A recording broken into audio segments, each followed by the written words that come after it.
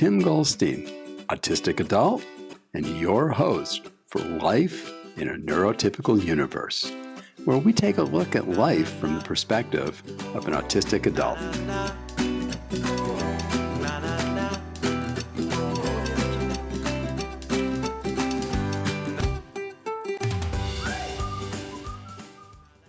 Welcome, everybody, to today's episode of Life in the Neurotypical Universe.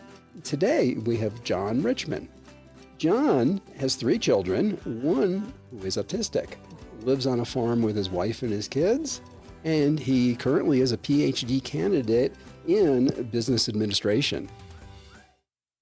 You know, sensory processing was probably where, outside of the speech, delayed speech issue, sensory processing was where we really started to notice, hey, something's up here that we need to take a look at, because he's just very, his senses are just always on overdrive, to be honest with you. And as a matter of fact, my first book, Totally Lost, I wrote a whole chapter about, sensory processing and how to deal with some of those issues that we found. I'm sad to say that some of it's just trial and error. You just got to find out what works for you and go with it. There's things you can do. Neoprene weighted vests and weighted blankets are very popular with these kiddos. They like the feeling of being hugged. They like compression. So those are very popular. We've also had really good luck with, his hearing's very sensitive.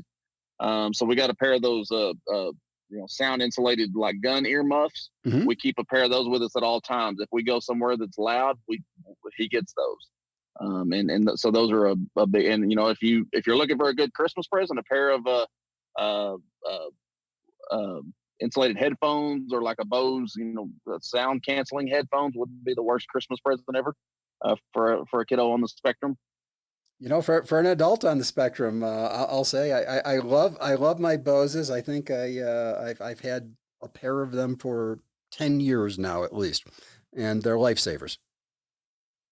Yeah, it's a big issue with those on the spectrum, because it's just, my son, we just say that his senses are just always on hyperdrive. I'm going to mention one thing that a lot of parents don't necessarily recognize is when it comes to sensory issues, it's not always that the sense is cranked up too high. There's certainly lots of times where the issue, in your son, it's the senses are just, the volume turned up way too high. But it can also be the volume's turned way down. You hear very frequently about autistic children who, they'll find them out wandering in the middle of the winter in a snowbank, and they got a pair of shorts on, and they're just totally comfortable as can be. They just don't sense much of the pain and the cold. So my son doesn't seem to have a problem with temperature. He, he'll go outside and be swinging when it's 20 degrees outside, and we're like, hey, why don't you come back in and put some shoes on, because you're gonna get pneumonia. So yeah, no, that's absolutely true.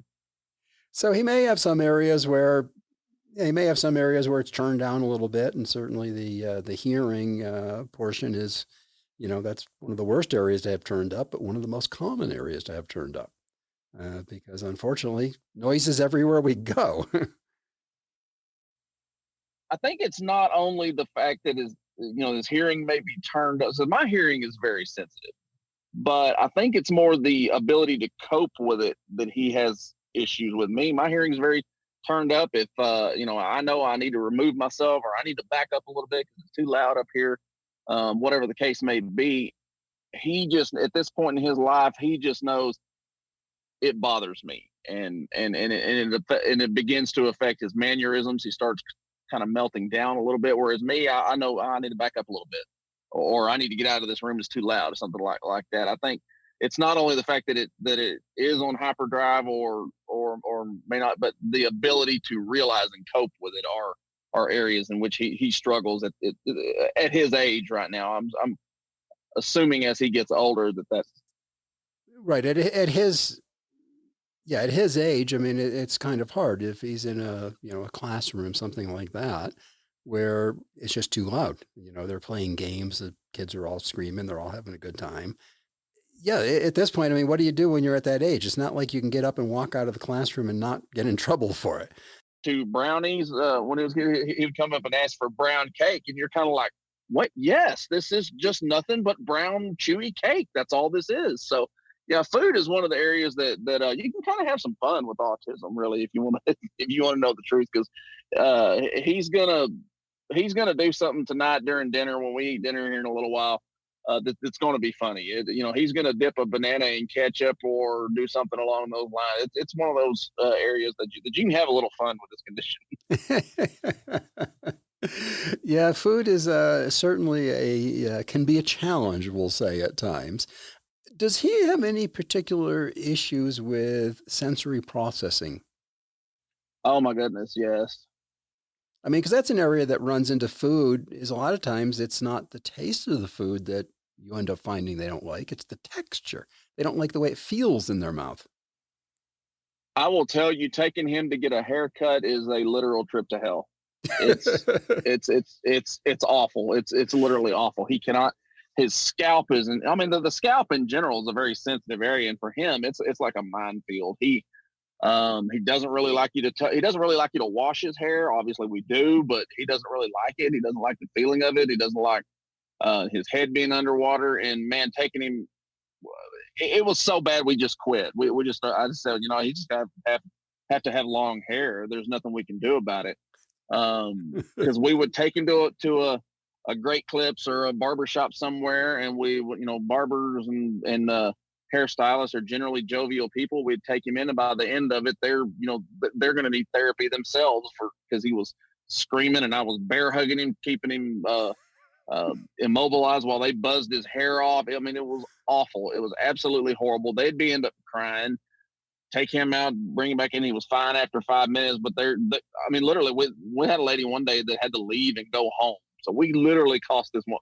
Usually, whenever we took him for a haircut, it usually cost around $50 or $60. In a Not tip. because we were going to some, not because we were going to some high price salon, but it was 50, it was 10, 15, $20 for the haircut and $50 for the distress premium.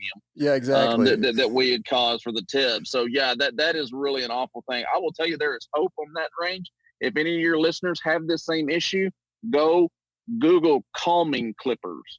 Some genius put a clipper guard on a pair of scissors, and it's the best $35 I've ever spent, because the problem he was having, he didn't like that buzzing on his scalp. He did not like that. He doesn't love getting his hair cut anyway, but oh my God, it is miles better than where we were at, light years ahead of where we were at. Because my wife, we take him out on the patio, we kind of buzz his hair off with it. It's like a burr haircut. But you can get different size clipper guards and everything to put on it. It's the best $35 I've ever spent. And by the way, a really great customer service company here. If there's something, it's got a lifetime warranty. If there's something wrong with it, you send it back and they'll send you a brand new pair. By the way, disclaimer, not being paid a dime for this, just a very satisfied customer. So if any of your listeners are having this same issue with haircuts, I highly recommend these. But yeah, and like you say, the textures, my son loves flannel shirts because of the texture. He doesn't, and waffle weave shirts are very popular with him. There's certain types of material, Halloween costumes. He until very recent, last couple of years, he didn't really do Halloween costumes because he didn't like the texture of most of those costumes. Yeah, they tend to be a little stiffer and crinkly and kind of. Yeah, they're made out of cheap material most of the time.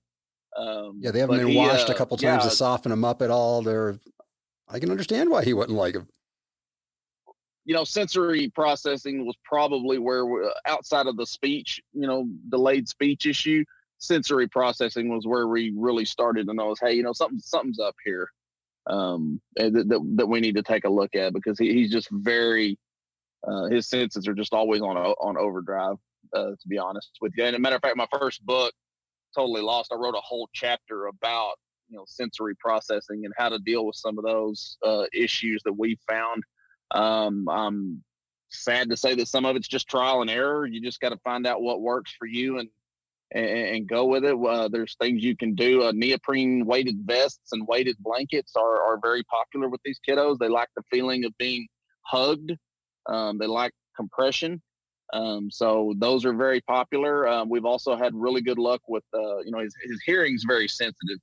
So we got a pair of those sound insulated like gun earmuffs. Hmm. We keep a pair of those with us at all times. If we go somewhere that's loud, we he gets those. So those are a big. And if you're looking for a good Christmas present, a pair of uh, uh, uh, insulated headphones or like a Bose, sound canceling headphones wouldn't be the worst Christmas present ever for a kiddo on the spectrum. For an adult on the spectrum, I'll say I love my Boses. I think I've had a pair of them for 10 years now at least, and they're lifesavers. Yeah, it's a big issue with those on the spectrum because it's just the my son, we just say that his senses are just always on hyperdrive. I'm going to mention one thing that a lot of parents don't necessarily recognize is when it comes to sensory issues, it's not always that the sense is cranked up too high. There's certainly lots of times where the issue, I mean, in your son, it's the senses are just, the volume turned up way too high. But it can Right. also be the volume's turned way down. I mean, you hear very frequently about autistic children who, they'll find them out wandering in the middle of the winter in a snowbank and they got a pair of shorts on and they're just totally comfortable as can be. They just don't sense much of the pain and the cold. So that's the, My son doesn't seem to have a problem with temperature. He'll go outside and be swinging when it's 20 degrees outside, and we're like, hey, why don't you come back in and put some shoes on because you're gonna get pneumonia. So yeah, no, that's absolutely true. so he may have some areas where yeah, he may have some areas where it's turned down a little bit, and certainly the hearing portion is, that's one of the worst areas to have turned up, but one of the most common areas to have turned up because unfortunately, noise is everywhere we go. I think it's not only the fact that his hearing may be turned up. So my hearing is very sensitive, but I think it's more the ability to cope with it that he has issues with. Me, my hearing is very turned up. If I know I need to remove myself or I need to back up a little bit because it's too loud up here, whatever the case may be, he just at this point in his life he just knows it bothers me, and it begins to affect his mannerisms. He starts kind of melting down a little bit. Whereas me, I know I need to back up a little bit, or I need to get out of this room. It's too loud, or something like that. I think it's not only the fact that it is on hyperdrive or may not, but the ability to realize and cope with it are areas in which he struggles at his age right now. I'm assuming as he gets older that's Right. At his Yeah, at his age, I mean, it's kind of hard if he's in a classroom, something like that, where it's just too loud. They're playing games, the kids are all screaming, they're all having a good time. Yeah, at this point, I mean, what do you do when you're at that age? It's not like you can get up and walk out of the classroom and not get in trouble for it. He doesn't have those choices. You're right. At this point, it's kind of just he's got to deal with it and suffer through it because we don't give that flexibility to the autistic children of saying, hey, okay, we recognize this is noisy. What can we do with I think. the other kids that, why, how can we handle this so we can make everybody fit in? Yeah, and I don't pretend to be an expert in the field. I'm only an expert in my child. I think probably where this condition hits him the hardest is in coping ability. I do think he has less of an ability to cope with things that don't go his way or that aren't within his little uh perception of reality. That's where he maybe is at a disadvantage at this point in his life, quite frankly where his mother and I have a responsibility to help him with. I think that's our biggest. The area that I can really help him as a father is helping him cope with that and say, I know that they didn't have your movie, that maybe your movie's not on the TV at the time that you want it to be, and that's okay. We'll get through it. I think that's where that falls on his mother and I to really help him with those coping skills. So I think that is an area where he probably is at a disadvantage over his neurotypical peers at this point in his life. I'll put it this way. Again, I'm more towards the retirement end than the going to school end, and I still have very big challenges with coping skills. It's not at all uncommon for me, and I in my workplace divulge completely that I'm autistic, because doing the work I do as an advocate, all they have to do is punch my name into the internet and they'll find out I'm autistic. So I'd rather control the messaging than have somebody find out. Right. But oftentimes, I mean, for instance, my boss sent out an email about, I think it was getting time cards in on a certain time or I don't know, something. And it was time cards. And she had sent it out saying, I want them put a reminder in your calendar, not just to me, it was the entire team. Put your reminder in your calendar for 3 p.m. on Friday to turn in your time cards. Well, I had to ask her, does that mean that I'm supposed to stop working at 3 p.m. and just like turn in my time card and be done for the day? And then she goes, no, they're really not due until Monday. Well, then I have to ask the question again. Okay, then what's the date at which I get in trouble? Is it 3 p.m. on Friday or is it like 10 a.m. on Monday? Because you didn't give me an answer. You gave me a range. Right. And I'm looking for an answer. What keeps me on the happy side of the list? I don't care what it is. I just need a number so I can shoot for it. Yeah, I think coping skills are just something that everybody has to grow into their own way. But I do think that's where my son definitely needs some help in his life is with coping skills, and I think that's up to his mother and I to make sure that we that we are helping him get what he needs as far as coping skills, because that's really what living life is all about. Not everything's going to go your way. Not everything's going to be this. My son has a very segregated perception of reality. Everything happens at a predetermined time, manner, place, and sequence, and uh, It that's just doesn't? not life. And I wrote a right. What? Come on, John. You're And breaking my I wrote a whole reality on me.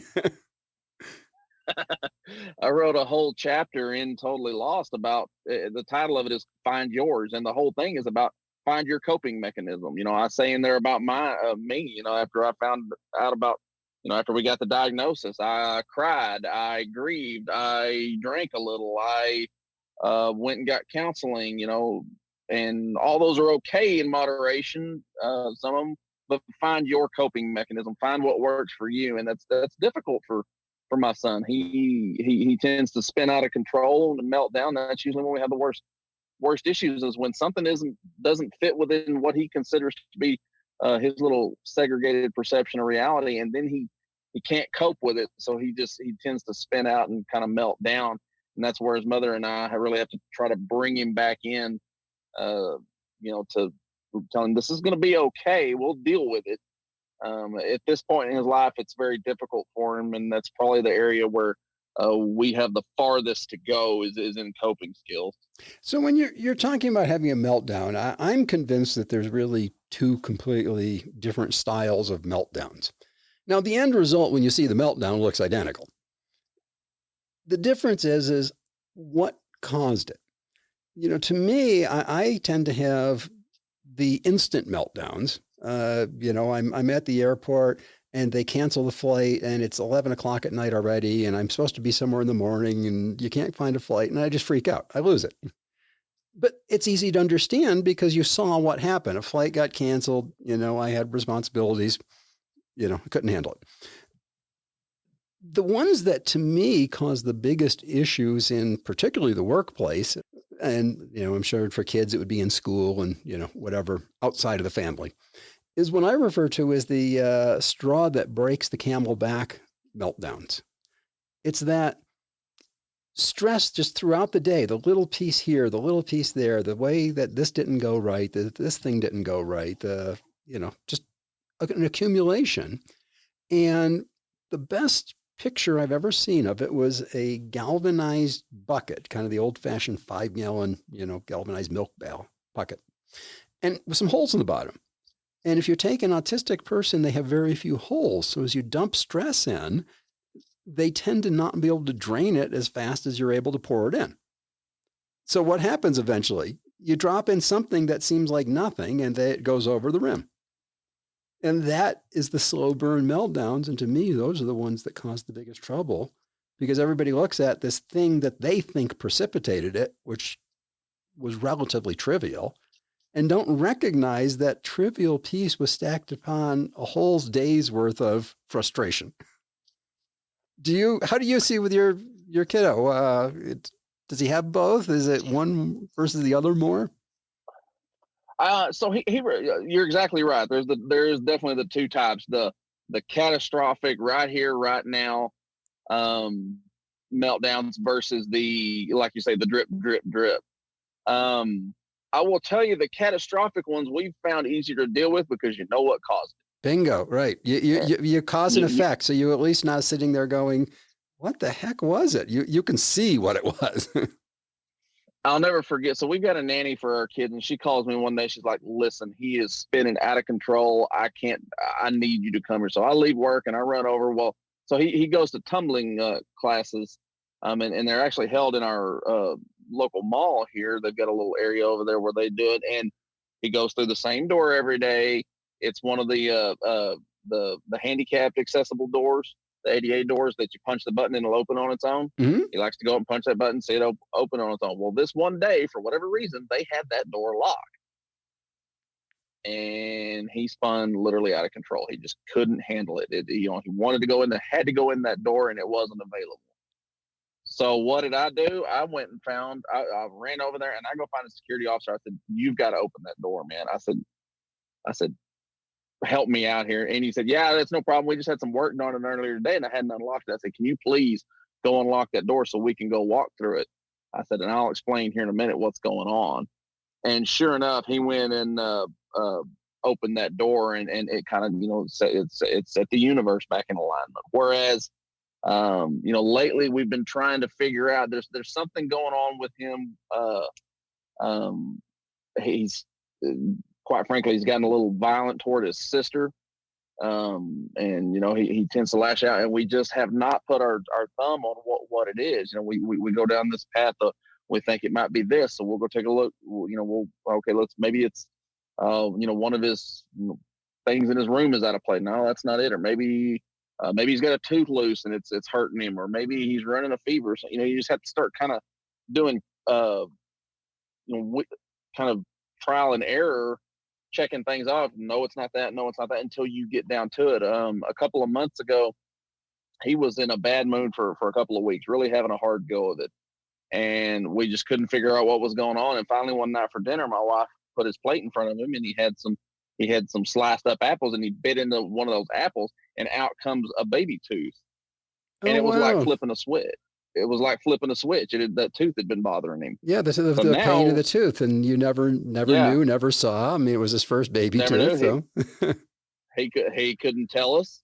So now, if he gets in a bad mood, and actually the other day he lost another tooth. So he may be having trouble with these baby teeth coming out, but it's just a trial and error at that point. Whereas the situation at the mall, we knew exactly what was the problem. We knew what the problem was, and we knew how to fix it. Because the thing about it is, and if you've got a kiddo on the spectrum that deals with these meltdowns like this, you've got to fix the problem before you can begin to address coping with a future problem. You've got to get them calmed down. You've got to get them back to planet Earth before you can begin to go, okay, now next time this happens, let's try it a little bit differently than just spinning off and hitting your sister, or crying and screaming, or whatever, however they react to something like this. You've got to fix the problem before you can begin to cope with it the next time. I like to say, and again, I do deal more in the adult range where you can have conversations and such. And one of the things that for me is most frustrating is when I'm talking to somebody neurotypical, maybe in HR, maybe not in HR, likely to be in HR. You tell them whatever it is the way that you see it. And then they want to argue with your perception and tell you your perception in reality is wrong. Which to me is ludicrous. I mean, his perception in reality is his perception in reality. If he didn't go through that door, something wasn't right. You can't say his perception is wrong. That's how he perceives the world. But we seem to have this challenge with having other people perceive and process and work in the world differently, than the quote neurotypical norm. Yeah, I mean, it's very difficult, but it's also human nature to kind of, assume that other people see things the way I do. And If you do that with with your autistic child, you are making a grave mistake. You have got to learn to see things through their eyes. And the quicker you can get around to saying, wait a minute, that's not how he thinks, or, he sees this a little different, or he doesn't like this texture. The quicker you can get there, the better off you're going to be. Because if you're trying to put the worst mistake you can make is to try to put a neurotypical mindset to an autistic child. That is recipe for disaster. It does not compute. I mean, we're bucking It's against it because it just in our brain makes absolutely no sense. And then even worse, we're being told that's what we have to do, even though our brain is telling us stupid, stupid, stupid. it's oil and water. It's just not going to work if you're trying to apply a neurotypical mindset to somebody with autism, and vice versa. By the way, it's a recipe for disaster. Honestly, I like that because that's actually kind of the approach that I take with it, is saying that for all intents and purposes, if you have autism, you're an alien compared to the rest of the world. And the reason I like to say that is, as you say, most people tend to start with, they must be like me because it's the only life experience you know. So what else you can base it on? It's the only thing you know. But when you do that with an autistic person, as you said, you're going to get it 100% wrong. I was talking with a friend, Chris Turner, down in Australia, who does a lot of work in autism and work type arenas. And we were talking about this. And I like to say that, most people start with the thought of like me, but, and then they start, as we talk, we start figuring out where our differences are between us. But we figure that overall, you're like me. As you said, with an autistic person, you can't do that. And Chris put it in just a wonderful way. The way he put it is, not at all like me, but. So in other words, recognize right up front, we're totally different from each other.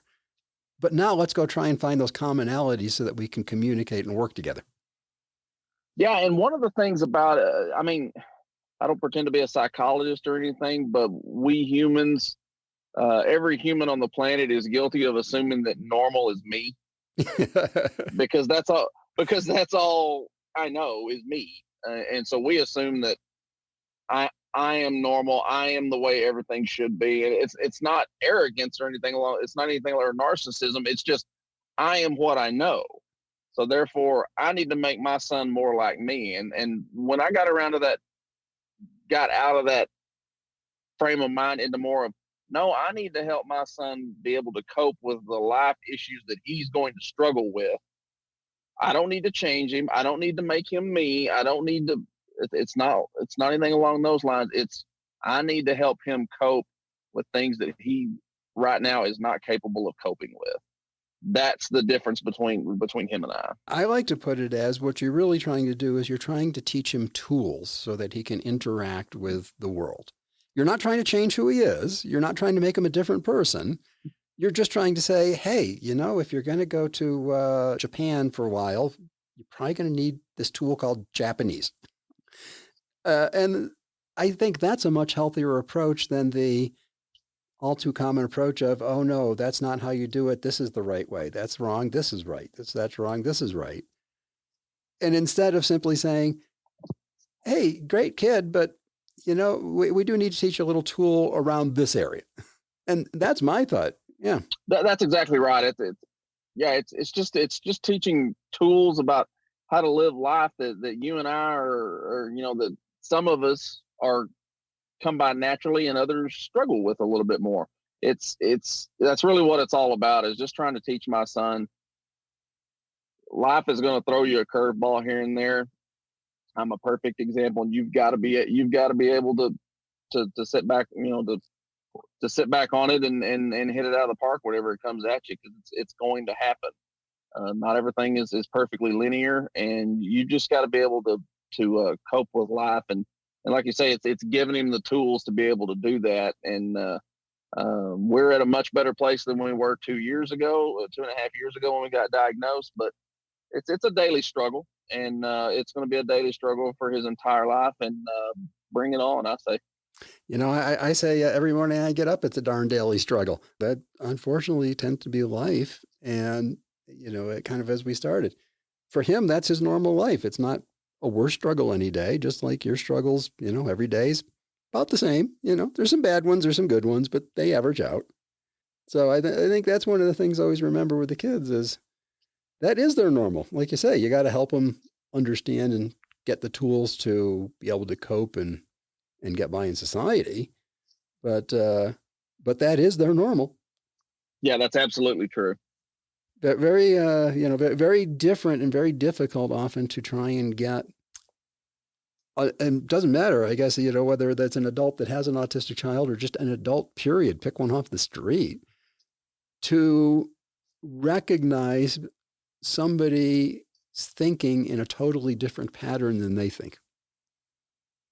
It's always an interesting thing. They just don't, as you say, they can't see how, like your son doing the puzzle, they just don't see the methodology. You've watched it long enough to figure out the methodology. They're just going, wow, I wouldn't do it like that. Yeah, exactly. Like I said, we humans are really good at assuming that, we're the normal one. And boy, if you need to be brought down to earth and shown just how abnormal you are, have an autistic child.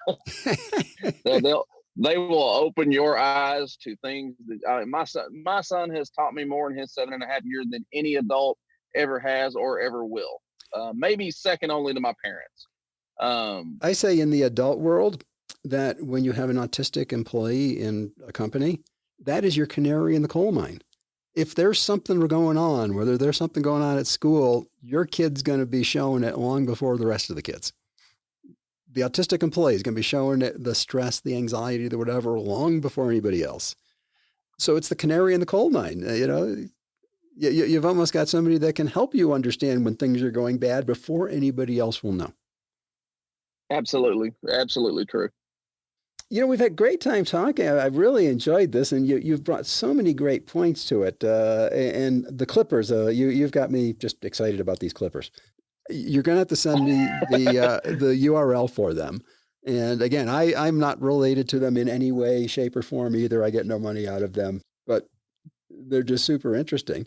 And if you'll send me the URL, I'll take and include that in the show notes because I know that is definitely a big challenge area with a lot of people who have autistic kids is haircuts they're a traditional issue. So that's a great thing. Yeah, it is. I will definitely send them to you. They have been an absolute lifesaver.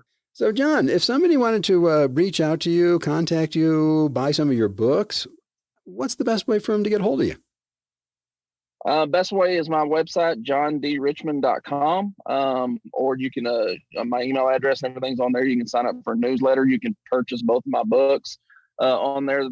They both come directly from me, autographed. I also ought to throw in that I just submitted a sequel to Savant for publication. So I'm hoping to have that going here in the next few months. Yeah, you can go on my website, LinkedIn. I'm on LinkedIn as well, Facebook. My email address is johndrichmondauthor@gmail.com. I love to hear from people. I love to hear critiques of my book, positive and negative. My website is, and there's also a blog on my website. You can kind of keep up and going with me. I wrote one not too long ago about how Halloween is different for kids on the spectrum. The holidays are just generally different for kids, and so I recommend going and reading about our experiences about the holidays because it's a different time for autistic kids as opposed to a neurotypical. Perfect. I'll take in again. I'll list all those down in the show notes so people don't have to sit here and. I hate when I get to the end of a podcast and I'm trying to get their website and I go backwards and forwards and forwards and backwards about 18 times and get frustrated because I'm trying to drive at the same time. Wonderful. You can also get my books from major retailers, Barnes and Noble and Amazon. Both carry it, and they both carried in the ebook as well. Yeah, but they should go to you and buy it from you. You're the author. They'll get signed versions. At the other place, they just get like off the shelf. Anybody can have it. That is true. I have not yet learned how to do an ebook. I need to figure that out. It's easy. We'll talk about that later.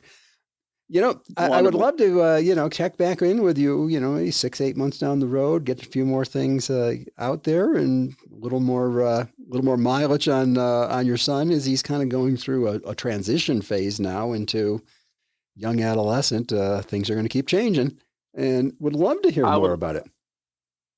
I would love that, and I've really enjoyed talking with you. This is a great thing you do. I really can't thank you enough. And yeah, I look forward to catching back up and seeing what turning 8 has in store for my son. Wonderful. We'll definitely do that. I appreciate it so much, John. You've been great talking with you.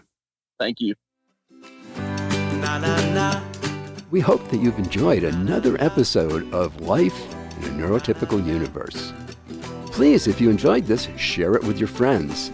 Go take their phone and subscribe them. Hey, it will help us all out.